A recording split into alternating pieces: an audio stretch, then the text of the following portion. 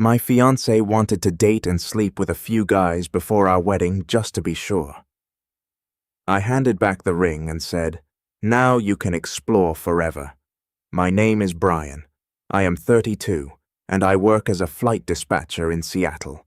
My schedule rotates between early mornings and overnight shifts, so I live by structured routines. I track everything on shared calendars, prep meals on Sundays, and protect my sleep like it is part of my job description. I rent a one-bedroom apartment in Capitol Hill and keep my life fairly predictable because aviation does not tolerate chaos." My fiancée is Margaret, 29. We have been together just over 3 years and engaged for 6 months. We do not live together yet, but we split wedding planning tasks and financial deposits evenly. The venue is booked for late summer, save the dates were already mailed. Both our families have met multiple times and flights are being discussed. Margaret is sharp in a way that can cross into cutting.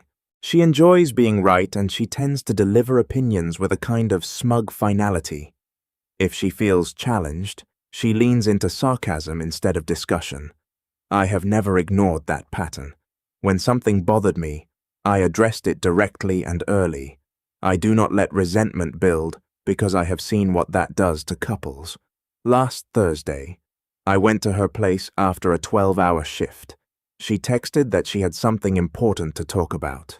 I assumed it was about the caterer or her frustration with my mother asking about rehearsal dinner details. She had wine poured before I even took my jacket off. That was unusual for a weekend night. She was sitting upright on the couch, phone face down on the coffee table, watching me the way someone watches a presentation they expect to critique. She did not ask how work was. She did not ease into anything. As soon as I sat down, she said she needed to try out a few other men before our wedding to be certain I was truly the one. She said it calmly, not as a joke, not as a nervous thought she regretted. She presented it like a practical test drive. Then she held eye contact, almost curious about what I would do. I did not raise my voice. I asked her to repeat it because I wanted to be sure I heard her correctly. She rolled her eyes and clarified that it would be better to explore now than have doubts later, and that if I was secure, I would understand. That word secure was intentional, and she knew it. I asked her to explain exactly what she meant because vague statements are where people later pretend you misunderstood them. She sighed like I was being intentionally dense. She said she loved me. She said she planned to marry me, but she had only been in 2 serious relationships before me, and she did not want to walk down the aisle with a question in the back of her mind about what else was out there. Her solution was what she called a short period of exploration, a few dates, maybe more if necessary, just enough to confirm that I was the best option. She actually used the word option. I kept my voice steady and asked what she expected from me during this exploration period. She said she assumed I would stay committed because this was about her clarity, not mine. She added that if I trusted our connection, I would not feel threatened. Then she took a sip of wine like she had just delivered a lecture. I work in aviation. If a pilot told me he wanted to test other airlines mid-contract, just to be certain he preferred ours, that would be grounds for termination. Commitment does not function on temporary side quests. I am not wired to negotiate basic exclusivity. I asked how she imagined this playing out logistically. Would I just wait at home while she went on dates? Would she update me? Would there be rules? She shrugged and said I was overcomplicating it. According to her, mature adults understand that curiosity does not equal betrayal. That was when I realized this was not a panicked confession. She had thought about it. She had phrased it carefully. She expected resistance but believed she could intellectually corner me into accepting it. So, I ended it. I told her plainly that if she felt the need to test other men before committing, Then we were not aligned on what engagement means. I said I would not compete for my own fiancé. I would not put my life on hold while she evaluated alternatives. If she needed single life to confirm her choice, she could have it fully. Her expression shifted from smug to confused in about 2 seconds. She asked if I was serious. I said yes. I told her the engagement was over and the wedding was cancelled on my end. I said I would return the ring and we could discuss vendor refunds later. She stared at me like I had broken some unspoken script. Then she tried to pivot. She said I was being extreme. She said this was just a conversation. She said mature couples work through discomfort. I told her I just had. Then I stood up, grabbed my jacket, and walked out of her apartment. She called after me, telling me to stop being dramatic. I did not respond. I drove home through downtown traffic feeling oddly steady. Not numb, not furious, just clear. By the time I parked in my building garage, I had already mentally adjusted my life forward without her in it. She wanted to explore her options. Now she could. She called before I even got onto I-5. I let it ring out the first time. She called again immediately. I answered on the third attempt because I prefer clarity over prolonged chaos. Her tone was sharp, but there was something under it now. Not fear exactly, more like disbelief. She said I was spiraling. She said I was throwing away 3 years over a hypothetical conversation. She kept repeating that she had not actually done anything yet. I told her that was the point. The only reason she had not done anything yet was because she wanted permission first. That did not make it better. It made it deliberate. She tried to reframe it as growth. She said people evolve. She said marriage is permanent and she was being responsible by confronting her doubts now instead of cheating later. She even implied that I should be grateful she was honest. I asked her one question. If I had told her I needed to try out a few other women before committing, would she have calmly supported that? She did not answer directly. She said it was different. I hung up. I did not wait for the explanation. I did not give her space to repackage it. I had what I needed. When someone argues that the same behavior would be unacceptable if reversed, that is not a values conversation. That is entitlement. She called back immediately. I declined it. Then another call, then a third. I turned my phone face down on the passenger seat and focused on driving. By the time I reached my exit, the notifications were stacking up. Texts came in rapid bursts. You are overreacting. Stop being dramatic. Call me back. We are not breaking up over this.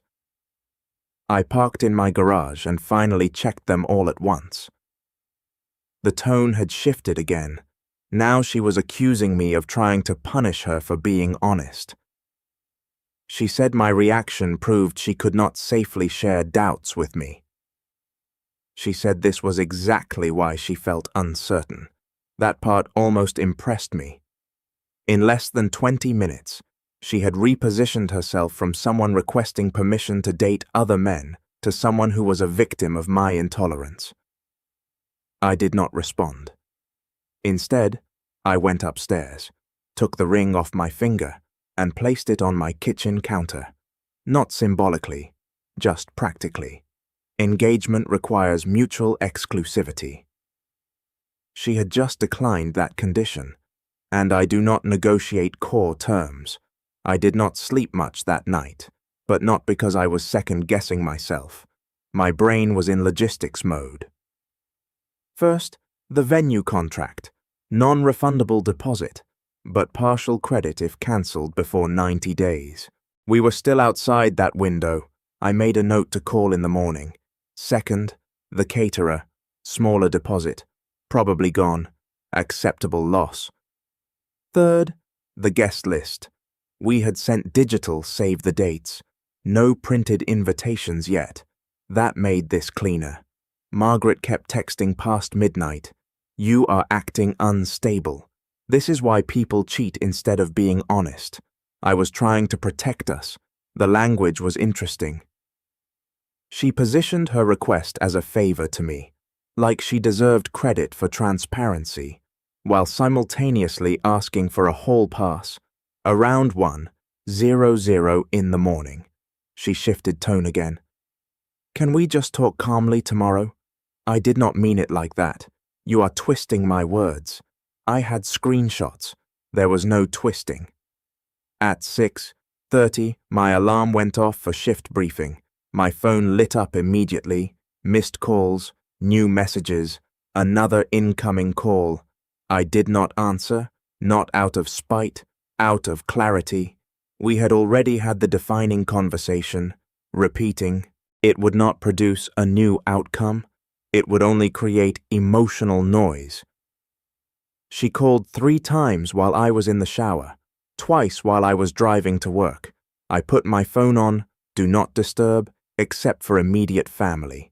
I do not mix personal volatility with air traffic operations.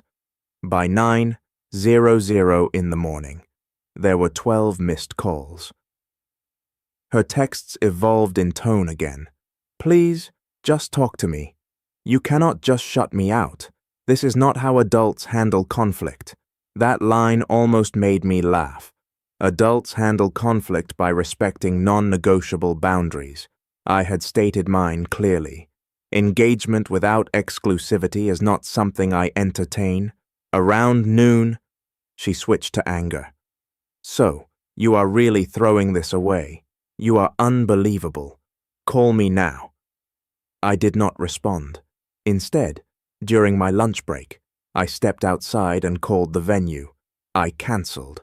I requested the partial credit refund as outlined in the contract. It was professional and uneventful. Then I emailed the caterer. I was not reacting emotionally. I was reorganizing my life. By mid-afternoon, she stopped calling. That silence felt louder than the noise. The silence lasted about 4 hours. Then, right before my shift ended, a single message came through. I am coming over tonight. We are not ending 3 years over text. I did not respond. When I got home around 6:00, her car was parked outside my building. She must have left work early. That detail registered. Not emotionally, just factually. She was leaning against the entrance door when I walked up. Arms crossed, jaw tight, not crying, not apologetic, controlled. She started talking before I even reached her. She said this had gone too far. She said I had made my point. She said she never agreed to actually do anything. She framed the entire situation as a theoretical discussion that I escalated. I let her finish. Then I told her we could talk, but only briefly. We went upstairs. I did not offer her anything to drink. I did not sit close. The tone was procedural. She asked if I really cancelled the venue. Yes. She stared at me for a few seconds like she was recalculating.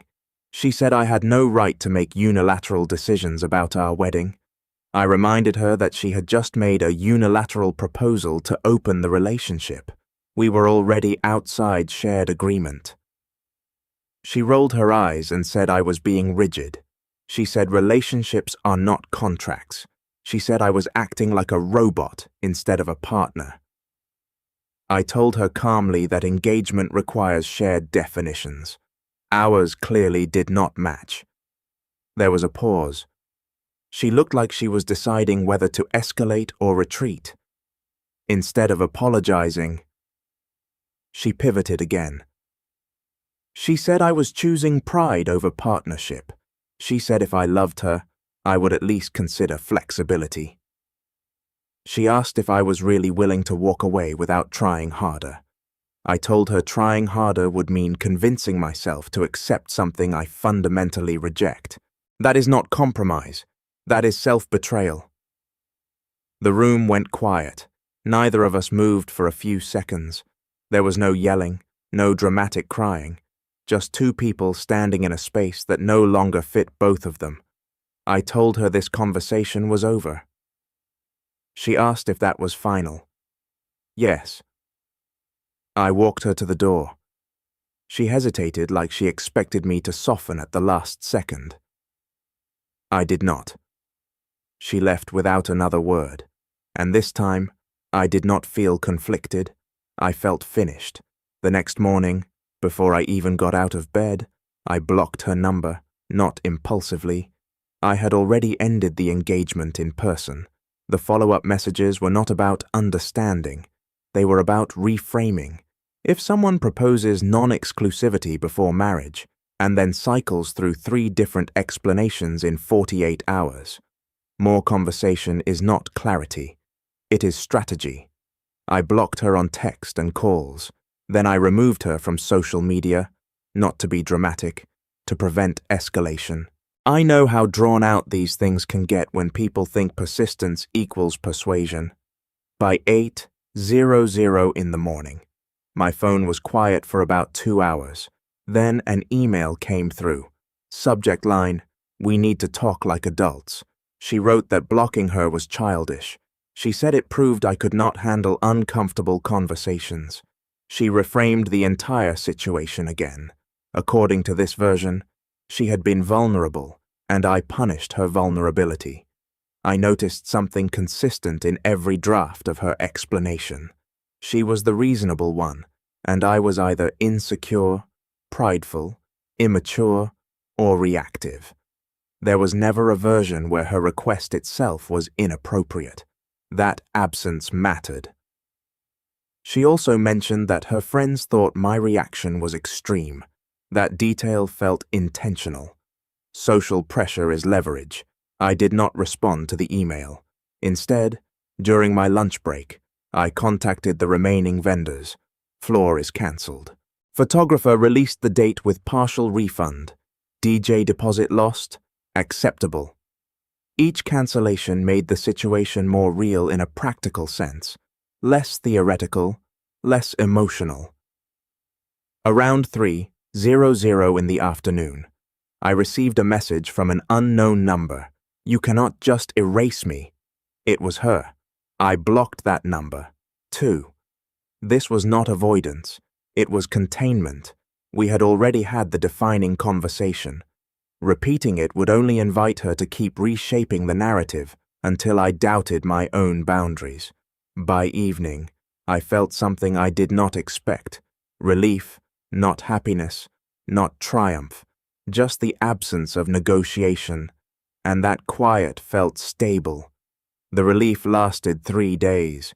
On the 4th, she showed up at my building again.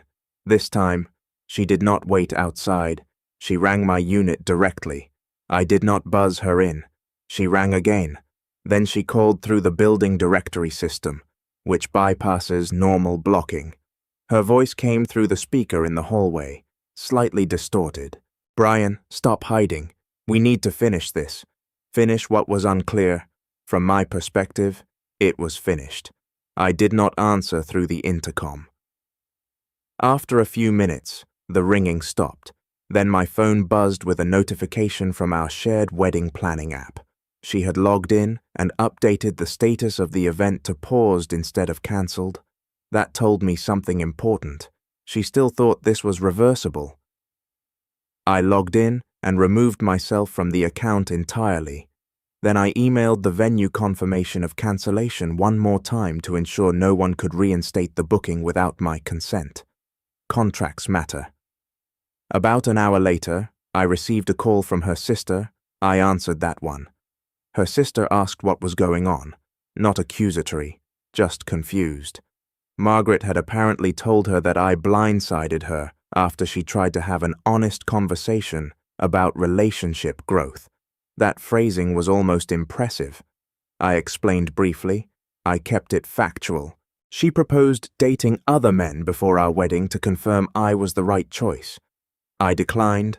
I ended the engagement. No yelling, no cheating, just incompatible definitions.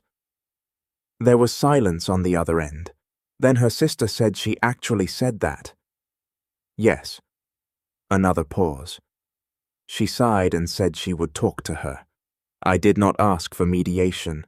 I did not ask for validation, but it was interesting to hear someone else process it in real time without reframing. That evening, Margaret sent one final email. "You are humiliating me. Do you know what people are saying?"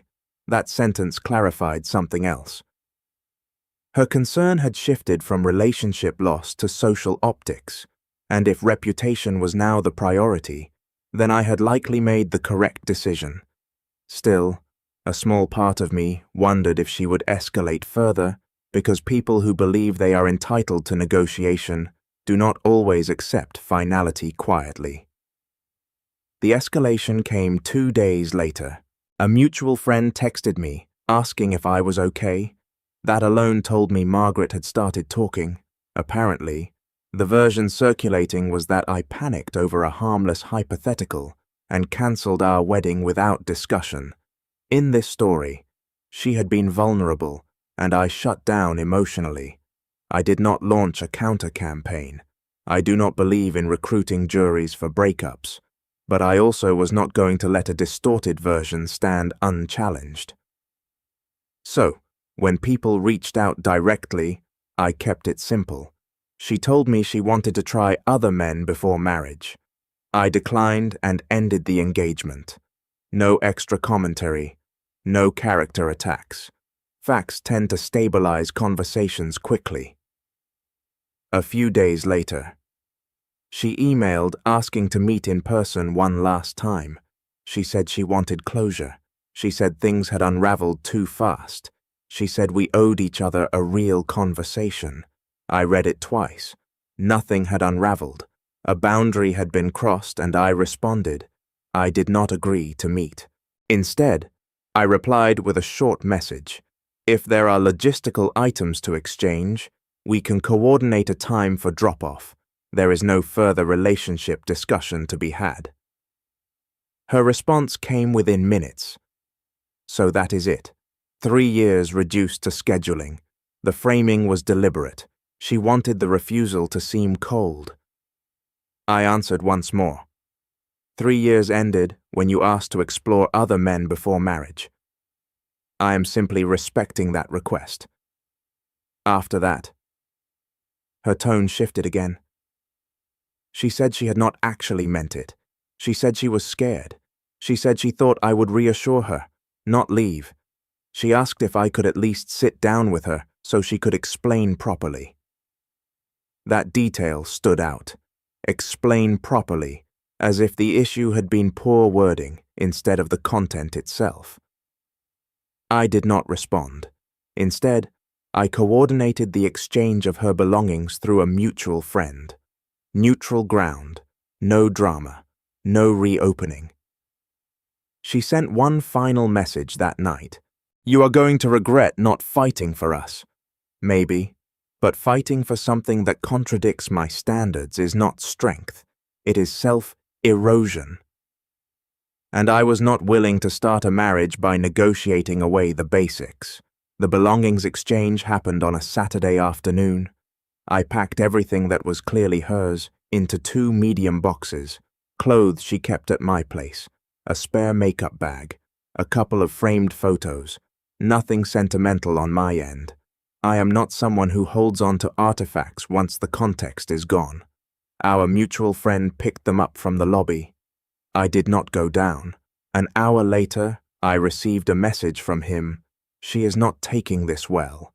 That was vague but predictable. Later that evening, she emailed again. This time, the tone was different. No accusations, no reframing, just anger. She said I embarrassed her in front of her family. She said people were asking what happened and she did not know what to tell them. She accused me of making her look unstable by telling others the truth without softening it. That part was revealing. Not that I ended the engagement, but that I did not protect her image after she proposed opening it. She also mentioned something new. She said she had already turned down someone who was interested in her because she was committed to me. She framed it as a sacrifice, as proof of loyalty. I read that line carefully, because it confirmed there had been someone specific in the background. Maybe nothing physical happened. Maybe it was just flirtation. But the curiosity she described was not abstract. It had a target. For a brief moment, I wondered if I should have asked more questions earlier, dug into who it was, when it started, whether this conversation was preventive or premeditated. But then I stopped myself. The details would not change the decision. Whether she had someone lined up or just liked the attention, the underlying issue was the same. She viewed commitment as conditional until fully satisfied. I do not. Around midnight, she sent one final message. You could have fought for me. That sentence kept echoing because from my perspective, I did fight. I fought for my standard of what marriage means, and I refused to dilute it to keep someone who wanted options. By then I was not angry, just certain. And certainty is quieter than people expect. It has been 3 months. The refunds are settled. Most of the deposits were partially recovered. The rest I treated as tuition for a lesson learned early instead of late. We have not spoken since that last message. She tried once more about 2 weeks after everything ended. Another email, shorter this time. I miss you. I did not think you would actually leave. She did not say I was wrong. She did not say her request crossed a line. She did not say she understood why it mattered. She said she did not think I would leave. Expectation versus consequence. I did not respond. Around that same time, I heard through a friend that she had gone on a few dates. Nothing serious, just casual. The irony did not escape me. The freedom she wanted came faster than she anticipated. The difference is that now it came without a safety net. I have replayed the conversation in my head exactly once. Not obsessively, just analytically. If I had stayed and argued, what would the future look like? Every disagreement reframed as insecurity. Every boundary labeled as ego. Every time she felt curious, I would be expected to reassure instead of evaluate. Marriage magnifies dynamics. It does not fix them. The intriguing part, at least to me, is how quickly certainty changes power dynamics. The moment I removed myself from negotiation, the conversation shifted from exploration to damage control. Not because she suddenly valued exclusivity, but because she lost the guarantee. I am not claiming perfection here. I am not immune to doubt or attraction or curiosity. But when I commit, I close doors intentionally. If someone needs open doors to feel secure, we are not compatible. The engagement ended the same week it was tested. There was no screaming, no dramatic betrayal, just a proposal that revealed a mismatch in values. Her reaction was unforgettable, not because it was explosive, but because it was revealing. She expected negotiation, I chose finality, and sometimes that is the only response that makes sense.